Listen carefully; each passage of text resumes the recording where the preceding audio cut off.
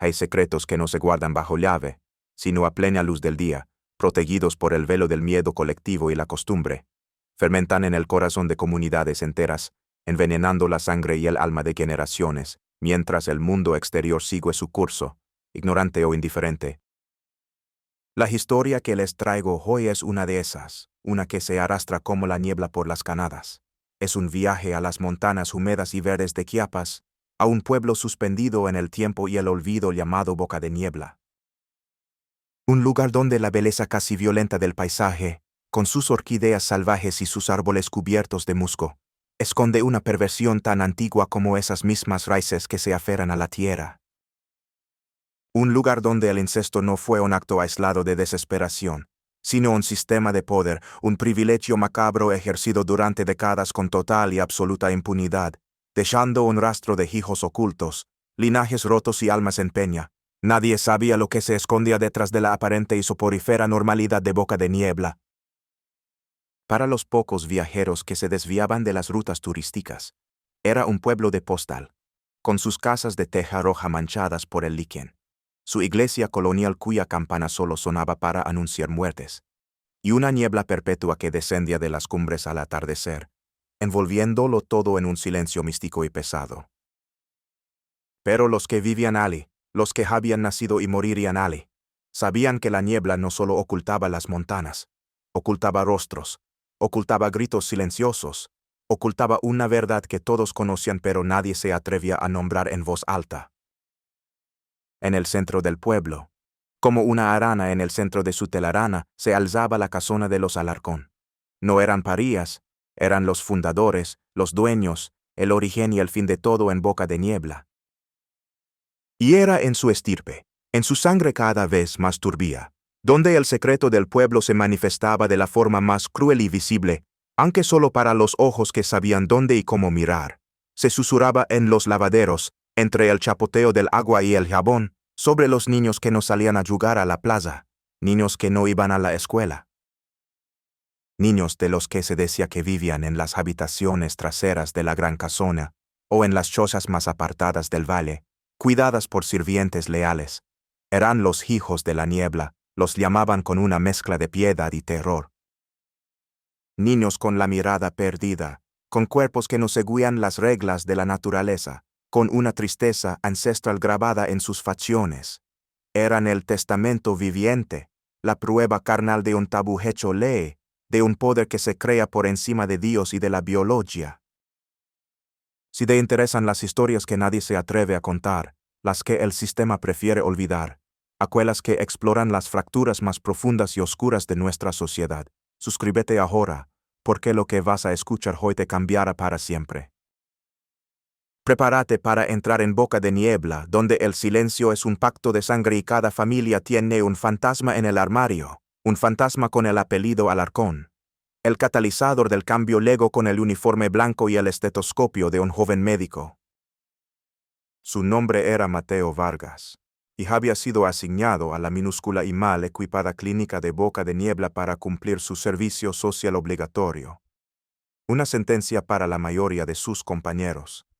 Una verdadera misión para él. Venía de la Ciudad de México, lleno de un idealismo académico y urbano que la espesa y húmeda niebla chiapaneca aún no había logrado disolver. No fue una nota anónima ni un archivo polvoriento lo que encendió su alarma profesional. Fue un patrón. Un patrón clínico insidioso, sutil pero matemáticamente insistente, que comenzó a observar en sus pacientes más jóvenes. Niños de diferentes familias, los Pérez, los Gómez, los López, que acudían a la clínica por infecciones respiratorias, parásitos o heridas infectadas, pero que compartían rasgos inquietantes, casi como si fueran variaciones de un mismo tema genético defectuoso. Observaba con su ojo clínico una leve pero persistente asimetría facial, un puente nasal inusualmente ancho y aplanado que le daba a los niños una apariencia vagamente felina. Notó la implantación baja de las orejas en varios de ellos, un pliegue epicántico en los párpados que no correspondía a sus rasgos indígenas, y un espacio demasiado amplio entre el primer y el segundo dedo del pie, un signo conocido como signo de la sandalia. Un día, Mientras trataba a una niña por desnutrición, vio que tenía un solo pliegue transversal en la palma de la mano, el pliegue simiesco. A la semana siguiente, un niño de otra familia presentaba exactamente la misma característica. Eran dismorfias menores, aisladas, que un ojo no entrenado o acostumbrado podría pasar por alto, atribuyéndolas a la endogamia natural de una comunidad pequeña y aislada. Pero la acumulación, la recurrencia, dibujaba un patrón que gritaba la existencia de un problema genético subyacente mucho más grave. La vieja enfermera de la clínica, María, una mujer tzótzil de rostro surcado como la tierra seca y que había visto pasar a generaciones enteras, notó su inquietud. Un día, mientras él revisaba sus notas con el seno fruncido, murmurando términos médicos, ella le dijo en voz baja, sin mirarlo, mientras doblaba unas gasas: «Hay árboles cuyas raíces se extienden por todo el pueblo, doctor. Y todas beben de la misma agua amarga. No es bueno escarbar si no se está preparado para lo que se puede encontrar». La advertencia, cargada de una metáfora ominosa, en lugar de disuadirlo, avivó su curiosidad hasta convertirla en obsesión. Empezó a hacer preguntas discretas, a construir árboles genealógicos rudimentarios en la parte trasera de sus recetarios. Preguntaba a las madres sobre sus otros hijos, sobre sus parientes, sobre la salud de sus abuelos. Y se topó con un muro invisible pero más sólido que el adobe de la iglesia, un muro hecho de sonrisas forzadas, respuestas evasivas, cambios repentinos de tema y silencios incómodos y profundos. Las conversaciones se cortaban en seco cuando él se acercaba al mercado, las puertas se cerraban suavemente a su paso. Sintió el peso de un secreto comunitario, una conspiración de silencio que lo aislaba a él, el forastero, el que hacía las preguntas equivocadas. Su viaje hacia la verdad no fue por un camino de terracería, sino por un laberinto de miradas esquivas y susurros ahogados en el momento en que entraba a una habitación. Finalmente, comprendió que todas las raíces del pueblo, todas las historias, todos los miedos, convergían en un solo lugar, la casona de los Alarcón. Decidió ir directamente a la fuente. La casa no era un rancho miserable. Era una mansión colonial en un estado de avanzada decadencia, un símbolo de poder antiguo y corroído por el tiempo y la humedad. Tocó la pesada puerta de madera tallada, adornada con un aldabón de hierro en forma de cabeza de león. Le abrió una mujer de unos 60 años, alta, de porte aristocrático a pesar de su vestido anticuado, y con unos ojos grises, fríos como el acero. Era Isadora Alarcón, la matriarca. Mateo se presentó, inventando la excusa de una campana de vacunación casa por casa. La mujer lo escuchó sin parpadear, su cuerpo erguido bloqueando la entrada. Detrás de ella, en la penumbra del zaguán, Mateo vio por un instante el rostro de una niña. No tendría más de 10 años. Su cara era pequeña y pálida, y uno de sus ojos, el izquierdo, miraba hacia la sien, completamente desviado por un estrabismo severo. Su cabeza parecía ligeramente ladeada, como si los músculos de su cuello no pudieran sostenerla recta. Fue solo un segundo, antes de que una mano invisible la jalara bruscamente hacia la oscuridad interior. «No necesitamos nada del gobierno, doctor. Aquí nos cuidamos solos», dijo Isadora con una voz que era a la vez suave y cortante como el cristal roto. La puerta se cerró dejándolo afuera con el eco de sus propias palabras y la imagen imborrable de aquella niña rota. Se fue de allí con una certeza helada en el estómago. No estaba lidiando con una familia disfuncional. Estaba frente a un sistema, un feudo donde las leyes de la biología y la moralidad habían sido reescritas por el poder, la arrogancia y la costumbre. Mateo sabía que nunca podría entrar en la casona por la fuerza. El poder de los Alarcón era una sombra que se extendía sobre cada habitante de Boca de Niebla. La oportunidad, cuando llegó, lo hizo envuelta en la tragedia que él mismo había temido, traída por una noche de tormenta, mientras los relámpagos iluminaban intermitentemente las montañas y la lluvia convertía las calles en arroyos de lodo. Alguien aporreó la puerta de la clínica. Era un joven, uno de los mozos de los Alarcón, con el rostro descompuesto por el pánico. «Es la niña se muere», gritaba, empapado y sin aliento, le dan los ataques. No era la niña del ojo desviado que Mateo había visto en el umbral. Era otra, una más pequeña, una de las que vivían permanentemente ocultas en el ala trasera de la casona. Estaba convulsionando violentamente, víctima de un estatus epiléptico que no cesaba. Siguiendo al joven a través de las calles embarradas, con su maletín médico en la mano, Mateo sintió que cruzaba un umbral del que no habría retorno. Entrar en la casa de los Alarcón fue como entrar en un sueño febril, en un cuento de horror gótico. El vestíbulo principal conservaba restos de una opulencia pasada, muebles de maderas nobles cubiertos de una gruesa capa de polvo, retratos al óleo de ancestros de mirada severa cuyos ojos parecían seguirlo desde la penumbra, una lámpara de arana de la que colgaban telaranas en lugar de cristales. Pero el aire estaba viciado, cargado con un olor dulzón y rancio a encierro, a enfermedad no tratada, a madera podrida y a abandono. El joven lo guió más allá del lujo decadente, a través de un patio interior ahogado por la maleza, y hacia una puerta al fondo que parecía conducir a otro mundo. Al abrirla, el olor se intensificó hasta volverse un golpe físico, una mezcla nauseabunda de orina, heces y desesperación estancada. Aquello no era parte de la casa, era una jaula. Un largo pasillo con varias habitaciones a los lados, cuyas puertas de madera maciza estaban cerradas con pesados cerrojos por fuera. En la primera habitación, sobre un catre sin sábanas, solo una estera sucia, yacía la niña que convulsionaba. Mateo se arrodilló para atenderla, administrándole un diazepam intravenoso para detener el ataque. Y mientras lo hacía, sus ojos, acostumbrándose a la penumbra apenas rota por la luz de su linterna, recorrieron la estancia. En un rincón, acurrucado, había un niño de unos 7 años con el cráneo visiblemente deformado por la macrocefalia. Su cabeza era tan grande y pesada que parecía un milagro que su delgado cuello pudiera sostenerla. Las venas azules se marcaban bajo la piel tirante de su cuero cabeludo casi sin pelo.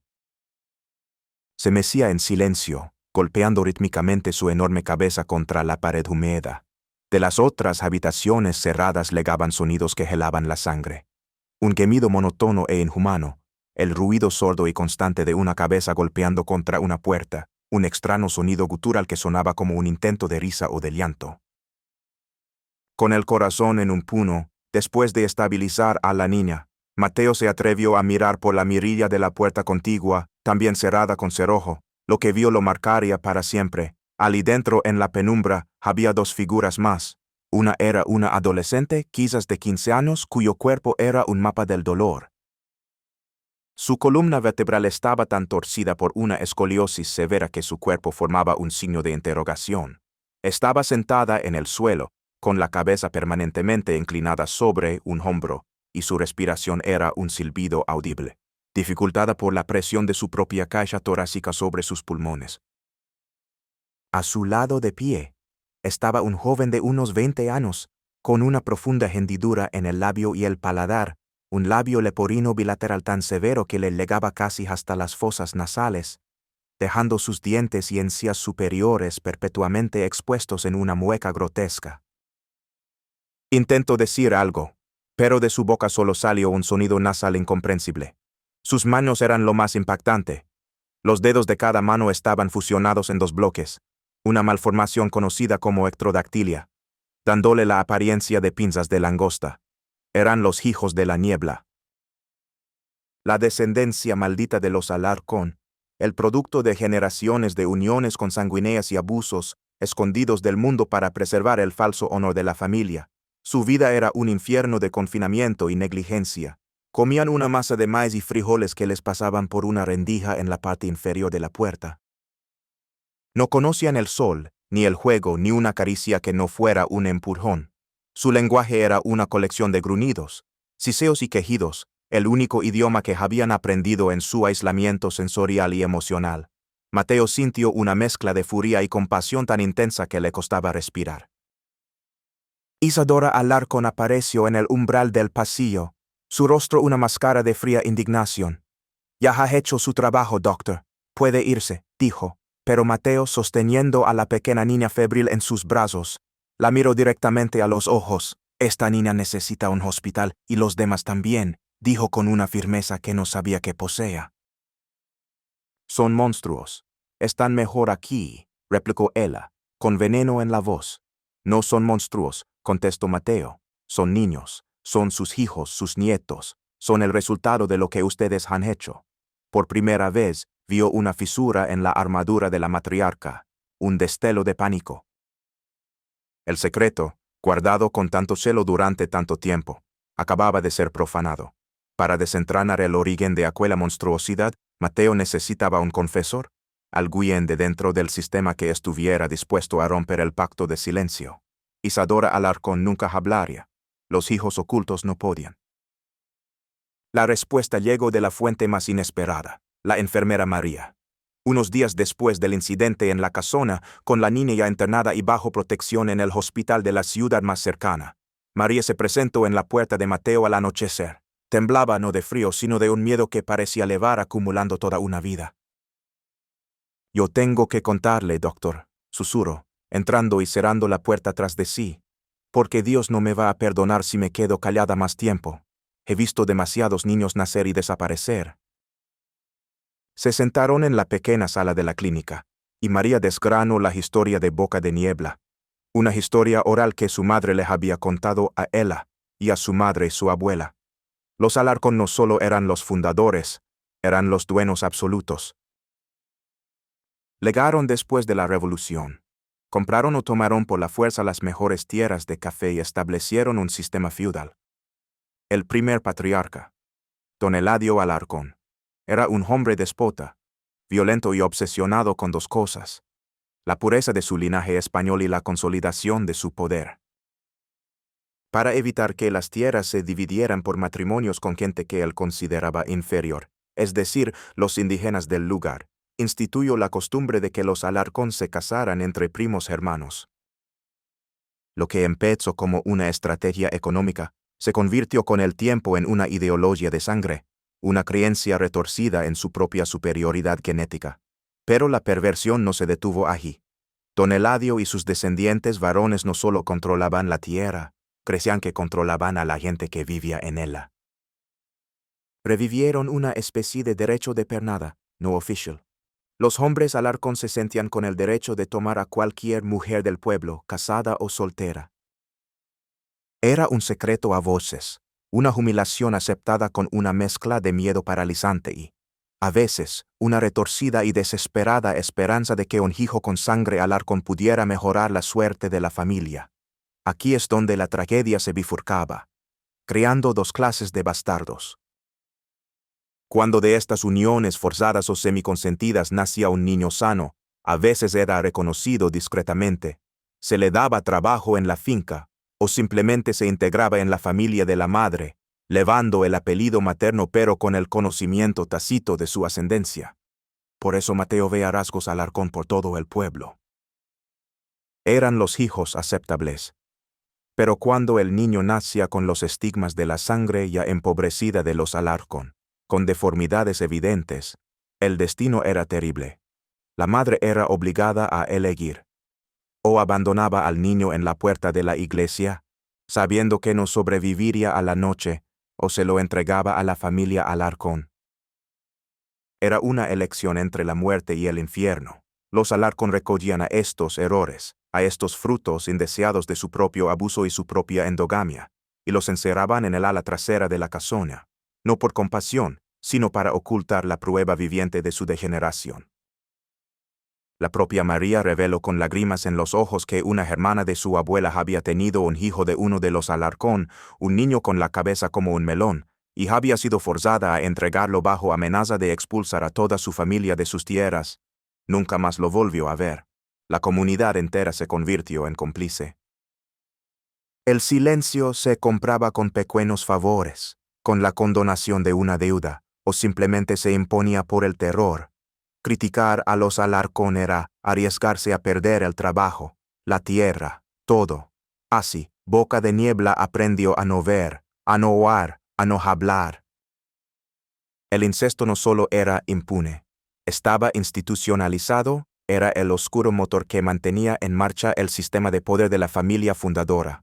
Armado con el testimonio jurado de María y la evidencia irrefutable de la niña hospitalizada, Mateo Vargas se dirigió a la capital del estado, San Cristóbal de las Casas. Llevaba una carpeta que pesaba como plomo, llena de sus notas, sus observaciones genealógicas, y un relato detallado y escalofriante de lo que había visto en el ala trasera de la casona Alarcón. Creía ingenuamente que el peso de la verdad sería suficiente para que la justicia actuara con rapidez. En cambio, se estrelló contra un muro de desinterés, cinismo y obstrucción política. En la oficina del Ministerio Público, su denuncia fue recibida con escepticismo. «Doctor, ¿está seguro de lo que dice?», le preguntó un funcionario gordo y sudoroso con una sonrisa condescendiente. «Los Alarcón son una familia respetable, benefactores de la región. Tienen amigos importantes. Una acusación de esta magnitud necesita más que el testimonio de una enfermera anciana y su imaginación. Lo enviaron de una oficina a otra en un laberinto burocrático diseñado para agotarlo. Eso es jurisdicción de asuntos indígenas», le decían en una ventanilla. «Necesitamos una denuncia formal de un familiar directo», le explicaban en otra. «No podemos actuar basándonos en rumores y suposiciones de un médico pasante», concluían en la tercera. Los tentáculos del poder de los Alarcón llegaban mucho más lejos de lo que Mateo había imaginado, tejiendo una red de favores y complicidades que asfixiaba cualquier intento de justicia. Frustrado y desesperado, al ver que los canales oficiales estaban celados, Mateo tomó una decisión arriesgada que cambiaría todo.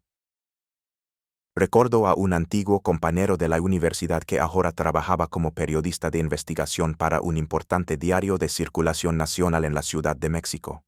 Hizo una llamada. Le contó todo, sin omitir ningún detalle espeluznante.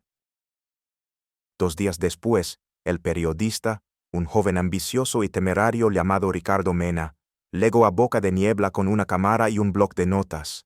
La llegada de un periodista de la capital fue como tirar una piedra en un estanque de aguas podridas. Ricardo no tenía miedo de los Alarcón.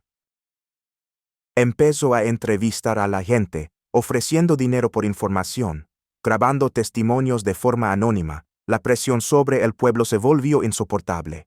Los Alarcón, sintiéndose acorralados por primera vez en generaciones, reaccionaron con la violencia que era su costumbre. Una noche, un grupo de hombres pagados por la familia emboscó a Mateo y a Ricardo cerca de la clínica.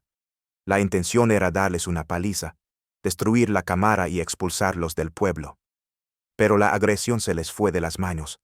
Ricardo resultó con varias costillas rotas y una conmoción cerebral. Mateo, al defenderlo, recibió una cuchillada en el brazo. El escándalo ya no podía ser contenido. La noticia de la agresión a un médico y a un periodista estalló en los medios nacionales. «El oscuro secreto del pueblo que ataca a quienes buscan la verdad», tituló el periódico de Ricardo en primera plana. La presión mediática fue tan abrumadora que las autoridades estatales, las mismas que habían ignorado a Mateo, no tuvieron más remedio que intervenir. El rescate fue un espectáculo mediático y caótico. Un convoy de policías estatales, vehículos de la Comisión de Derechos Humanos y ambulancias descendió sobre Boca de Niebla. Forzaron la entrada a la casona Alarcón. Las imágenes que se transmitieron esa noche conmocionaron al país.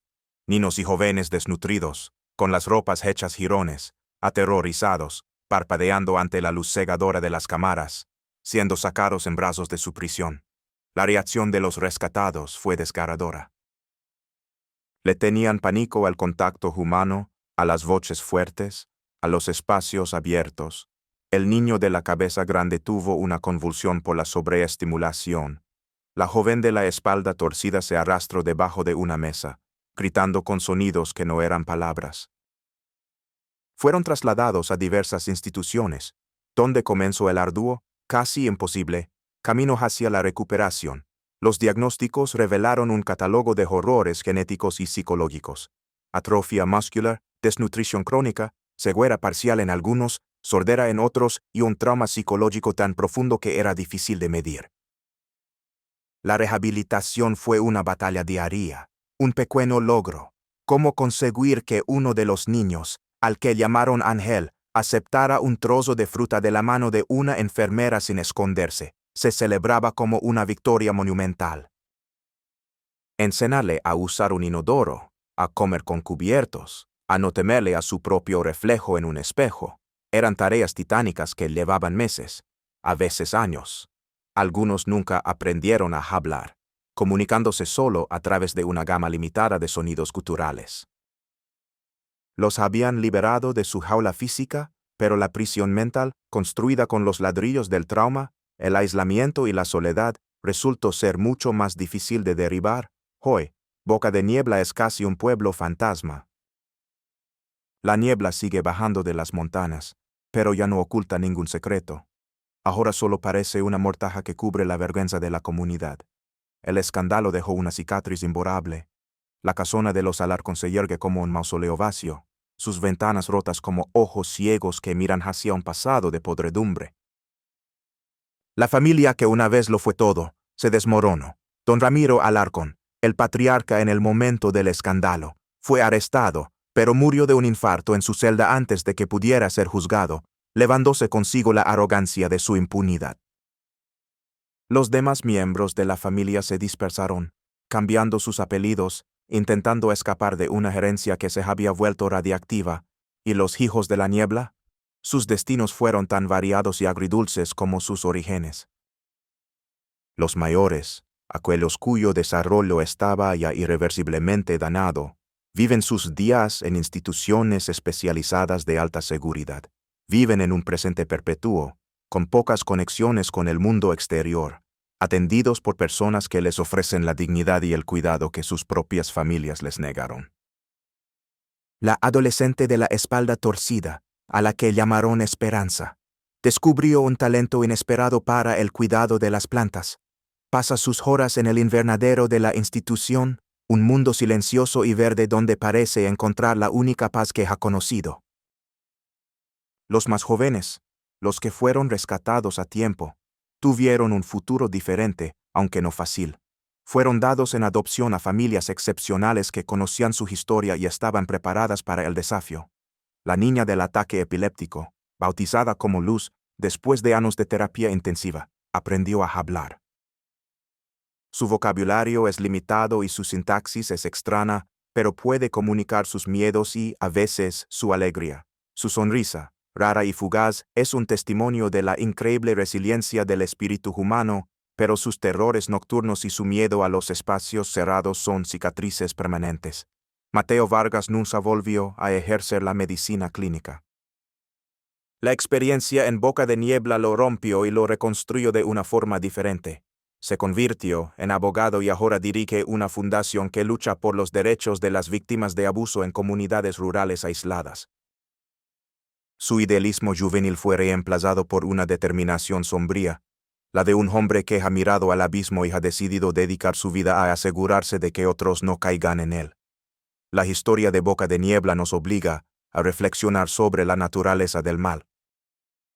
Aquí, el monstruo no era un solo individuo, sino un sistema social entero basado en el miedo, la costumbre y el poder. El mal no era solo el acto del incesto, sino el silencio que lo rodeaba, la complicidad de toda una comunidad que prefirió mirar hacia otro lado. Nos preguntamos cuántas bocas de niebla existen, veladas no por la niebla de las montañas, sino por la bruma de nuestro propio desinterés. Gracias por haber escuchado esta historia hasta el final. Son estas narrativas las que nos fuerzan a confrontar las partes más oscuras de nosotros mismos. Comparte este video si crees que estas voces merecen ser escuchadas, y cuéntame en los comentarios. ¿Qué harías tú? Porque el silencio, como hemos visto hoy, también es cómplice, y su precio, a menudo, lo pagan los inocentes. Nos vemos en la próxima historia.